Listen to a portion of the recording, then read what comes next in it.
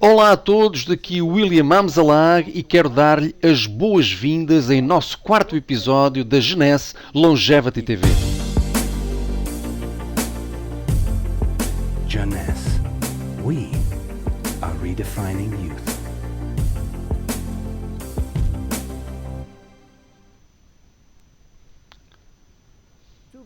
Nascer não é um crime. Então, por que devemos ser todos nós condenados à morte? A morte é inevitável. Você pode se surpreender ao saber que envelhecimento e morte não existe desde sempre. Há 4 bilhões e meio de anos atrás, uma única célula nasceu. Esta única célula não envelheceu. Tinha a capacidade de se dividir indefinidamente. Mas 3 bilhões de anos depois, algumas destas células começaram a formar organismos, tais como vermes, peixes e, finalmente, os humanos. Contudo, estas células estavam envelhecendo e sua capacidade de se reproduzir indefinidamente chegou ao fim. E hoje sabemos exatamente o porquê. Essas células nós as chamamos de células somáticas. Contêm um gene que controla a produção da telomerase. E este gene foi e ainda é desligado. Sem a capacidade de produzir telomerase, os telómeros se tornarão mais curtos e as células vão morrer. Então, por que há tantas discrepâncias de longevidade entre humanos e outros animais? Deixe-me dar-lhe alguns exemplos. Você já ouviu falar sobre George? George é uma lagosta americana que nasceu em 1869 e tem agora 140 anos de idade.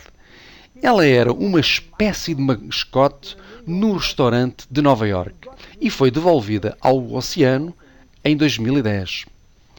Ela provavelmente ainda é viva. Mas como? São as lagostas imortais? Não exatamente.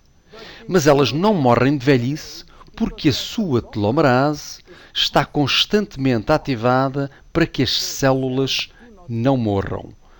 No entanto, elas são sensíveis a infecções dentro da sua casca e podem morrer dessas doenças. No Japão, o koi-fish são conhecidos por viver muito tempo.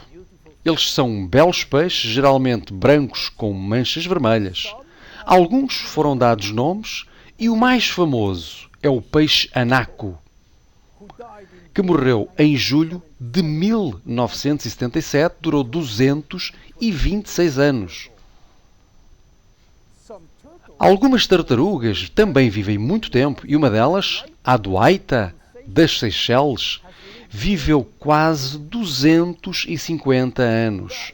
Existem ainda algumas espécies que têm uma longevidade indefinida, como as bactérias, chamadas de Atrobacter, que podem ficar dormentes por milhares de anos e, de repente, acordar.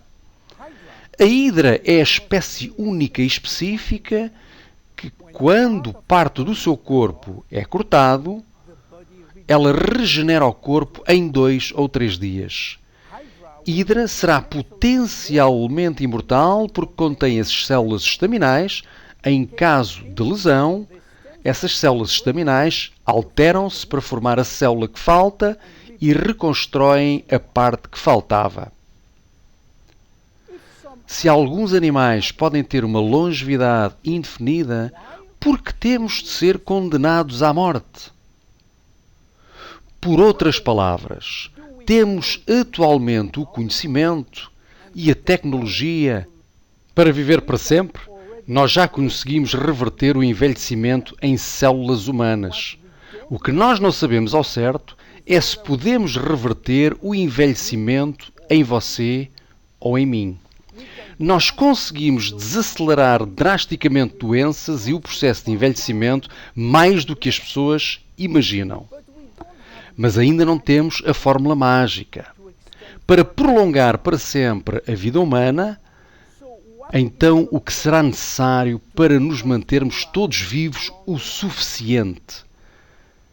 Na Genese, a nossa geração jovem acredita que podemos viver o suficiente para viver para sempre.